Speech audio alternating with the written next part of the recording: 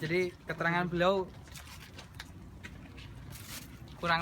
agak kurang lengkap kalau kita lihat di buku-buku, nggak seberapa detail karena mungkin selain beliau bermadzhab Hanafi, jadi mungkin kita yang biasa bermadzhab Syafi'i ini kan pasti tahu siapa pembesar Syafi'i di Mesir, tapi ini karena beliau Hanafi jadi agak susah diakses.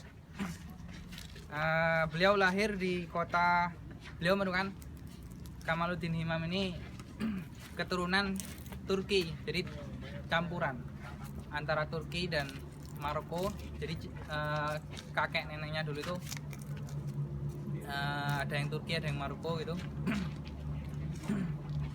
Pindahan dari kota Siwasi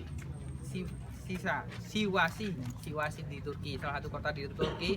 Akan tapi beliau sendiri lahir di Alexandria tahun 790 Hijriah.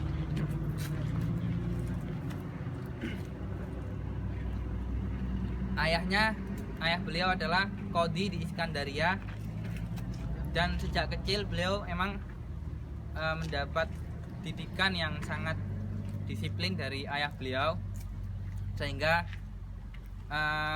sejak kecil udah umur 10 itu udah hafal Quran.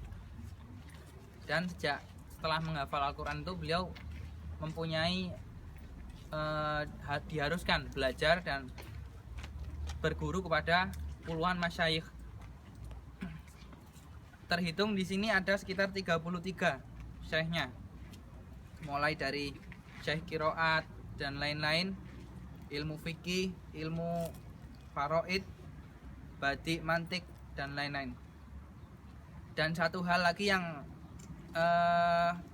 unggul dari beliau di antara ulama-ulama yang lain, beliau ini sangat pintar memainkan musik, alat musik. Ini yang jarang diketahui oleh ulama-ulama termasuk fuqaha yang lain. Suatu ketika beliau ini berhaji ke Baitullah bersama seorang temannya. Di sana beliau tawaf di Matof itu, terus tiba-tiba ada seorang syekh yang tiba-tiba terbang di depannya. Ini siapa? Ini seorang pembesar Hanafiyah, entah siapa gitu. Tiba-tiba hadza huwa habibi gitu katanya. Hadza huwa habibi. Yang dimaksud tadi Syekh Kamaluddin Himam tadi. Nah, temannya yang tadi itu akhirnya disuruh diam. Udah jangan ceritakan siapa-siapa. Itu salah satu keunggulan beliau. Adapun keunggulan beliau dalam ilmu, ketinggian ilmu beliau, suatu ketika ada Syekh Al-Basati. Syekh Al-Basati ini guru dari Syekh Kamaluddin Himam. Beliau berdebat dengan Ala Al-Bukhari, berdebat mengenai syair Ibnul Farid yang nanti akan kita ziarah itu. Kan beliau yang Ibnul Farid itu Umar bin Farid. Ini syair-syairnya agak kontroversial juga,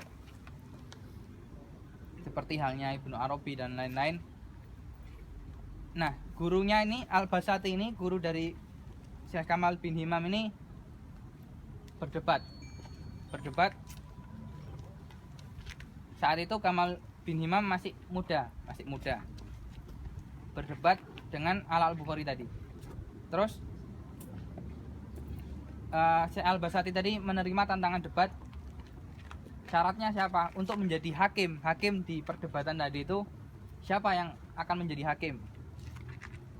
Syekh Al-Basati langsung menunjuk Syekh Kamal bin Himam karena kedalaman dan keluasan ilmunya. Dan menjelang beliau wafat, setelah beliau merasa udah agak tua gitu, akhirnya beliau balik ke Kairo. Saat itu beliau berhaji berkali-kali, dan saat haji terakhir dan menjelang beliau wafat, beliau kembali ke Kairo. beliau lebih sering ziarah ke mulazamah ziarah ke makam Ibnu Athaillah Sakandari menjelang hari terakhir beliau. Saat itu hari Jumat tanggal 7 Ramadan. Seperti biasanya beliau membaca Quran, dan saat membaca surat Hud ayat wa minhum syaqi wa sa'id, tiba-tiba dari makam Ibnu Athaillah sendiri ada suara, ya Kamal laisa minna syaqiyun. Jadi wahai Kamal, kita itu bukan orang yang celaka. Saat itu juga beliau berwasiat kepada temannya, entah orang-orang di sekitarnya itu, berwasiat, nanti kalau saya wafat makamkan di sebelah makam Ibnu Athaillah Sakandari. Dan akhirnya beliau dimakamkan di sini. Kurang lebih itu ceritanya. Terima kasih. Sekian dari saya. Assalamualaikum warahmatullahi wabarakatuh. Waalaikumsalam warahmatullahi wabarakatuh.